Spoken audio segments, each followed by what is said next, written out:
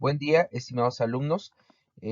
Bueno, dependiendo si están ustedes viendo la presente clase en el día, en la tarde, en la noche, espero que estén ustedes teniendo un excelente día. Muy bien, pues vamos a continuar con el desarrollo de la médula espinal. Hasta ahorita ya hemos hablado pues los principios básicos del desarrollo del sistema nervioso central. Entonces vamos a comenzar de caudal hacia craneal con el desarrollo de la médula espinal. Como ustedes lo saben, la médula espinal se desarrolla a partir del tubo neural y precisamente de la porción más caudal del tubo neural es de donde se desarrolla este componente del sistema nervioso central. Muy bien, pues la médula espinal transcurre a todo lo largo del canal medular de la columna vertebral. Este se extiende prácticamente por toda la columna vertebral, aunque la médula espinal pues no llega hasta sus extremos más caudales, llega aproximadamente a las vértebras L2, L3 y a partir de ahí hacia abajo, en lugar de continuar la médula espinal, continúan solamente raíces nerviosas que forman al final una porción llamada cola de caballo o cauda equina. Muy bien, pues la médula espinal está estructurada en sentido transversal en un centro que está conformado por el conducto ependimario. Posteriormente podemos ver hacia la periferia la sustancia gris, que es el sitio donde se encuentran todos los cuerpos neuronales, donde se encuentran los núcleos de las neuronas que se encuentran a este nivel, formando un asta dorsal, que son estas que ven ustedes aquí, son astas izquierda y derecha, y formando también astas ventrales. Estas astas ventrales contienen cuerpos celulares de neuronas motoras y las astas dorsales presentan cuerpos neuronales de astas sensitivas. Asimismo, alrededor tenemos la sustancia blanca, que es el sitio a través del cual transcurren todos los axones de las neuronas cuyo cuerpo se encuentran en la sustancia gris. Entonces, en la sustancia blanca solamente vamos a encontrar axones de estas neuronas. De hecho, la coloración que adquiere, esa coloración blanca, aperlada, es debido a la presencia de mielina en los axones, ¿okay? Alrededor de estos. Y bueno, van a surgir a cada nivel de la columna vertebral, van a surgir raíces de los nervios raquídeos. Estas raíces van a tener un componente dorsal y un componente ventral. Lógicamente, la raíz dorsal contiene axones de neuronas sensitivas que tienen sus terminaciones en la periferia y llevan la información sensitiva hacia las astas dorsales. Primero hay un punto siempre de relevo a raíz de los ganglios espinales. En estos ganglios espinales se encuentran cuerpos neuronales de neuronas sensitivas donde se hace un relevo de la señal que viene de la periferia y posteriormente se emiten axones hacia el resto de las neuronas que se encuentran en el asta dorsal. Y en la raíz ventral tenemos axones que vienen de los cuerpos neuronales que están en las astas anteriores y que viajan hacia el nervio raquídeo. Entonces un nervio raquídeo siempre va a tener axones tanto de neuronas sensitivas o también denominadas estas vías aferentes como axones de vías motoras que van desde la médula hacia la periferia llamadas también o también denominadas vías eferentes. Podemos observar también que en un corte transversal de médula espinal, en la parte dorsal se encuentra el surco posterior o surco dorsal y por delante el surco medio ventral o anterior. Y bien, pues recordemos que la médula proviene del tubo neural. Una vez que el tubo neural está conformado y que se conforman también las células de la cresta neural, vamos a observar que las células de la cresta neural, conforme se van distribuyendo para llegar a sus diferentes destinos, algunas de estas se van a distribuir a los lados de la médula para formar los ganglios raquídeos, precisamente en esos puntos donde dijimos que se encuentran neuronas, cuerpos neuronales donde hace relevo la señal sensitiva que viene desde la periferia hacia la médula espinal. Ahí podemos ver cómo entonces la cresta neural se comienza a distribuir y algunas de estas células quedan alrededor, o mejor dicho, a los lados de la médula espinal para formar los ganglios raquídeos.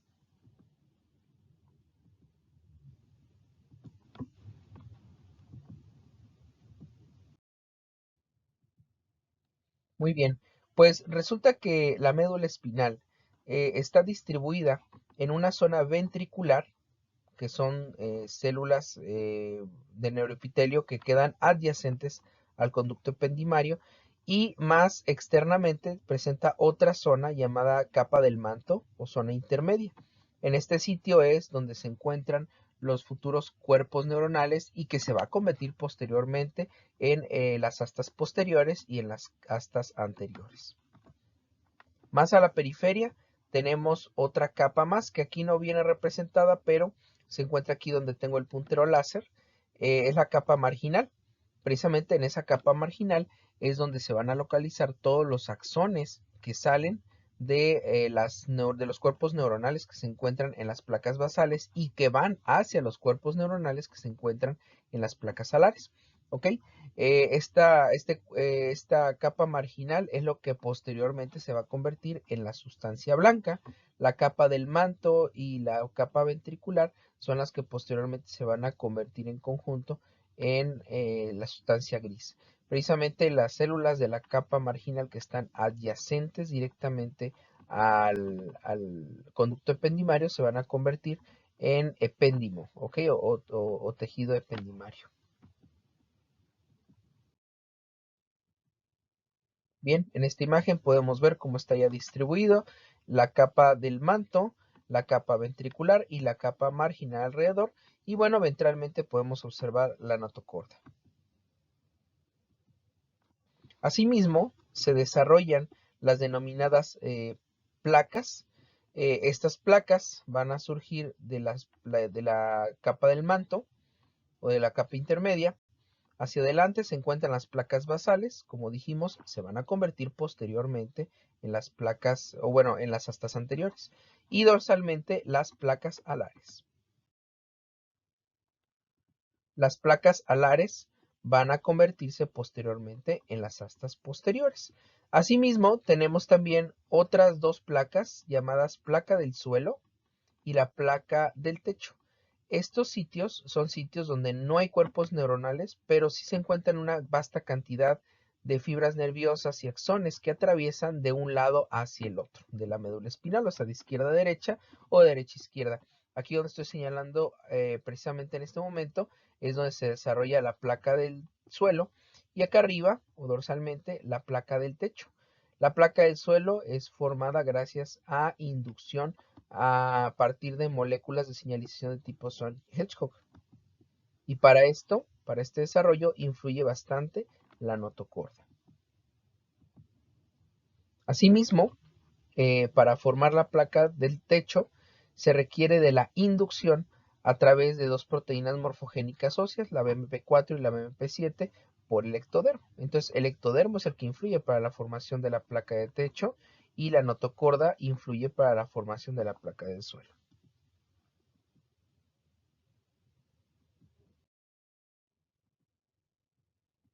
Y bien, pues una vez que ya está conformada nuestra médula ósea, pero nuestra médula espinal, podemos ver cómo ya la sustancia gris está distribuida entonces en astas posteriores, astas anteriores y alrededor la sustancia blanca.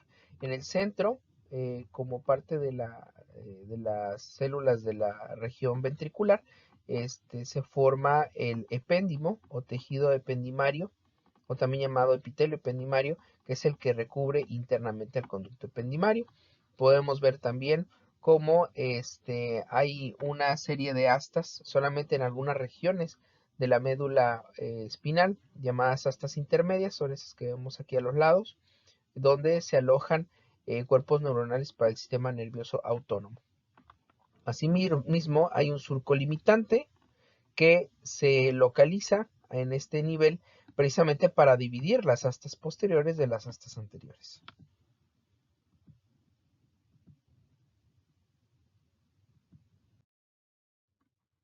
Bueno, entonces, como dijimos nosotros, el canal central del tubo neural va a dar origen al conducto ependimario. El neuroepitelio que se encuentra en la zona ventricular va a dar origen a las demás capas, que son la capa del manto y la capa marginal. La capa del manto o capa intermedia se convierte en la sustancia gris, que va a estar distribuido en placas alares y en placas basales. Y estas se van a convertir en las astas posteriores y anteriores respectivamente. Recuerden ustedes que las placas alares se encuentran al dorso y tienen función sensitiva, las placas basales están ventrales y tienen función motora. Asimismo, la capa marginal, recuerden que contiene axones, por lo tanto se va a convertir en la sustancia blanca. Recuerden también entonces que la placa del techo para formarse requiere la inducción por el ectodermo superficial a partir o a través de moléculas de señalización de tipo BMP4 y 7. Y en la placa del suelo se requiere de la inducción de la notocorda a través de Sonic Hedgehog. En ambos puntos, en ambas placas, se encuentran axones que van de un lado al otro de la médula espinal. Y bueno, como les comenté también, los ganglios raquídeos son muy importantes, son estructuras que provienen de células de cresta neural y son el punto de relevo para las raíces sensitivas, ¿ok? Cuando viene un nervio periférico y contiene, pues ya sabemos que todos los nervios periféricos contienen fibras tanto motoras como sensitivas. Las fibras sensitivas o aferentes van de la periferia hacia el ganglio raquídeo. Aquí hacen sinapsis, hay un relevo, porque aquí hay neuronas sensitivas, que posteriormente emiten axones que van a través de la raíz sensitiva dorsal hacia el asta dorsal.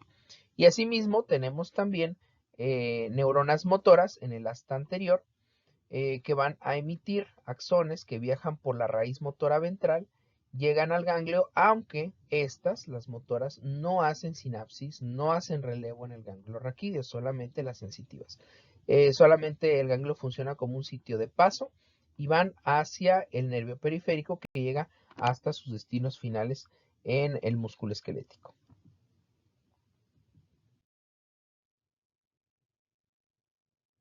Aquí podemos ver lo que les acabo de comentar, el sitio de relevo en los ganglios raquídeos de las fibras sensitivas únicamente. Las fibras motoras no hacen relevo ahí.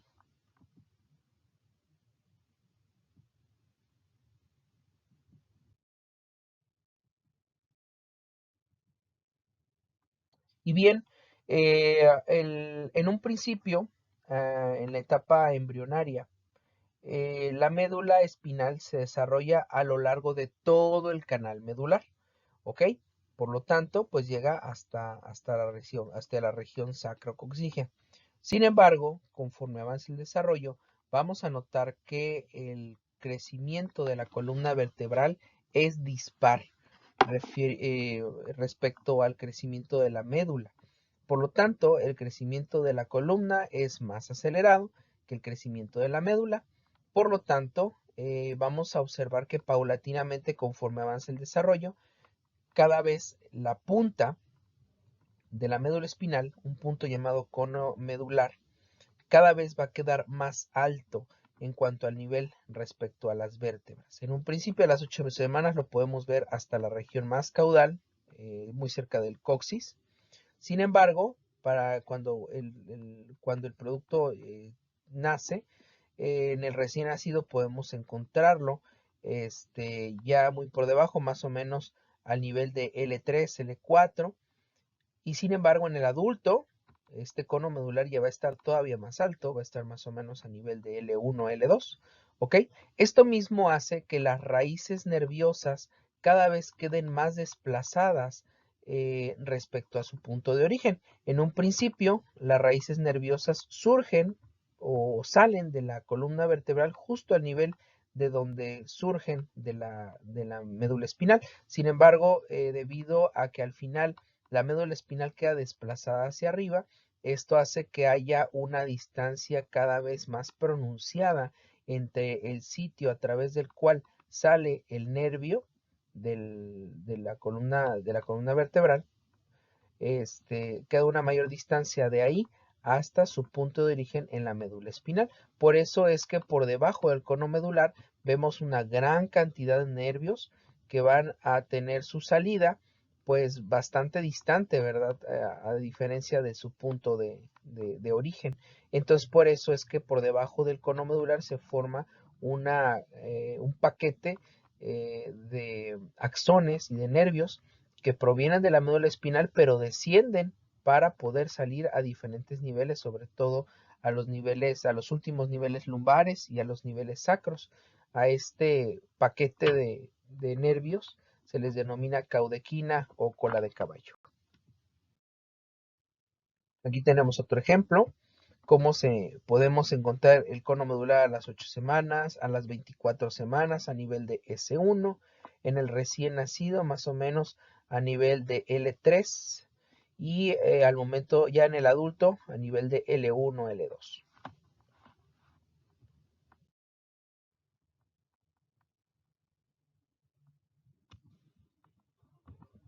Bien, ahora sigue una serie de imágenes para que podamos observar cómo la médula conforme se va desarrollando. Miren, en un embrión de 5 semanas podemos ver cómo esta médula está desarrollando con un canal central que se va a convertir en el conducto ependimario.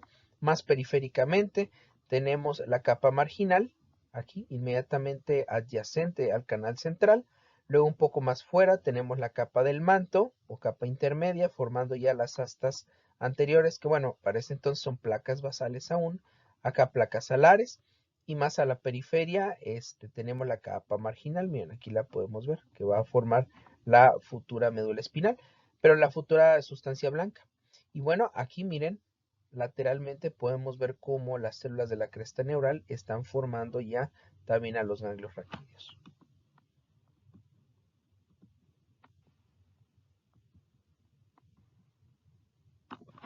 Incluso por delante podemos ver cómo está formando el cuerpo vertebral y en medio de él pues todavía tenemos parte de la notocorda.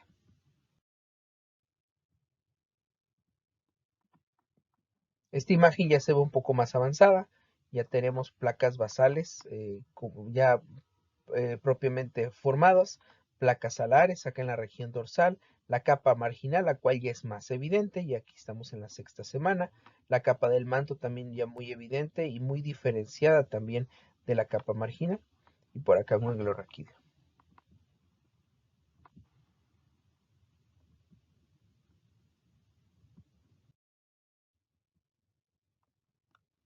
Ya para la 9ª semana podemos ver estructuras ya mucho más firmes, mucho más definidas en un corte transversal de médula espinal, donde tenemos la capa del manto, aquí de este lado, formando placas alares, placas basales, por acá la capa marginal, formada por neuroepitelio, en el centro el canal medular, pero en el canal central, o también llamado conducto ependimario, y pues podemos ver también la sustancia marginal alrededor, ¿ok?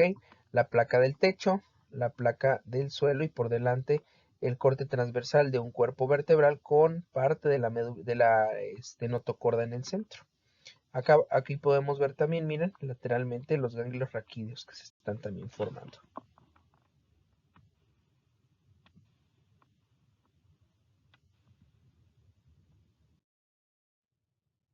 Bien, vamos a hablar ahora de las anomalías que se pueden presentar en la médula espinal.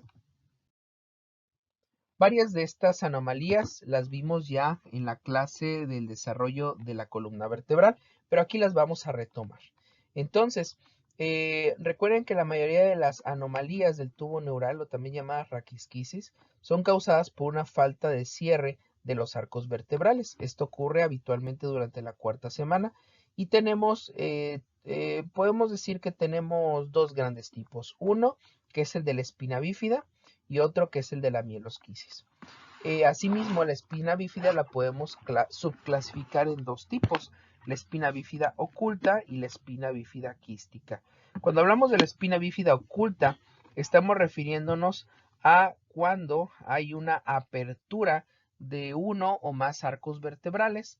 Estos se encuentran abiertos a nivel de las apófisis espinosas y lo más común es que se presenten entre L5 entre el nivel L5 y S1 y habitualmente son asintomáticos. A veces pueden presentar algunos signos sutiles como alguna mancha hiperpigmentada o un mechón de pelo en la región afectada, pero nada más. Muchos de estos pacientes son asintomáticos y pueden ser diagnosticados con algún estudio de imagen que se realice por algún otro motivo. En caso de que haya una espina bífida y que haya protrusión de tejido a través de ella formando una estructura quística, una tumoración en la región afectada, entonces esto le llamamos espina bífida quística. Y dependiendo las características o el contenido que tenga esta protrusión, pues va a recibir denominaciones. Por ejemplo, si la tumoración, si el quiste contiene en su interior solamente meninges y líquido cefalorraquídeo, a eso se le llama espina bífida con meningocele. Si lo que contiene son meninges y médula espinal o raíces nerviosas, eso se le llama espina bífida con mielomeningocele. Habitualmente este diagnóstico, el de mielomeningocele, es mucho más grave. Pueden presentar también hidrocefalia hasta en el 90% de los casos, sobre todo cuando están asociadas al síndrome de Arnold-Chiari, que es un síndrome que vamos a ver más adelante en el tema de rombencéfalo. Y bien, el grado más severo de raquisquisis es la mielosquisis. En este caso, hay una apertura no solamente de los arcos vertebrales, sino también de la médula espinal. ¿Esto a qué se debe? A una falta de cierre del tubo neural en la región más caudal. ¿Ok? Entonces los pliegues neurales no se fusionan y la médula prácticamente queda abierta en contacto con el exterior. Lógicamente, los pacientes con mielosquisis son incompatibles con la vida. Y bueno, lo que se recomienda para prevenir toda esta clase de trastornos es el consumo de ácido fólico de al menos 400 microgramos al día en la mujer embarazada. Entonces aquí tenemos el caso, miren, de la espina bífida oculta, solamente hay separación del arco neural. Sin embargo, cuando ya hay una protrusión de meninges con líquido cefalorraquídeo, estamos hablando de una espina bífida quística con meningocele, o cuando tenemos médula espinal en el interior o raíces nerviosas, eso le llama mielomeningocele. Tenemos en el D el caso más severo, el caso de la mielosquisis. ¿Ok? Como dijimos, el tubo neural no se cierra, los pliegues neurales no se cierran y prácticamente la médula espinal se mantiene abierta y en contacto con el exterior.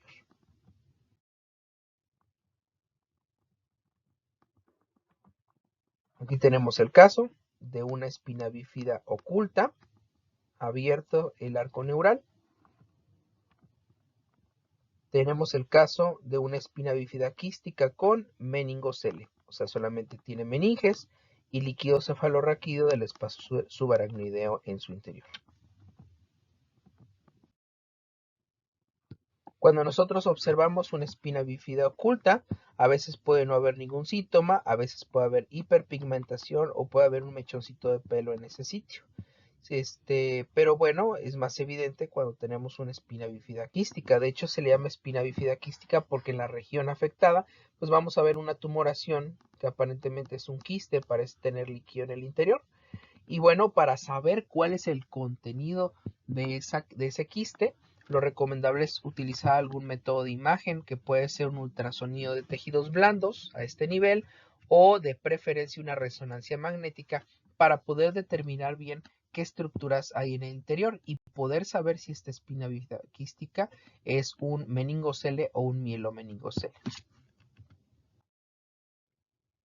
Tenemos aquí otros dos casos de espina bífida quística, que como les digo, hasta este momento solamente con esta observación podemos determinar que es una espina bífida quística, pero para saber si es para saber si es meningocele o mielomeningocele, tendríamos que hacer resonancia magnética o como mínimo un ultrasonido.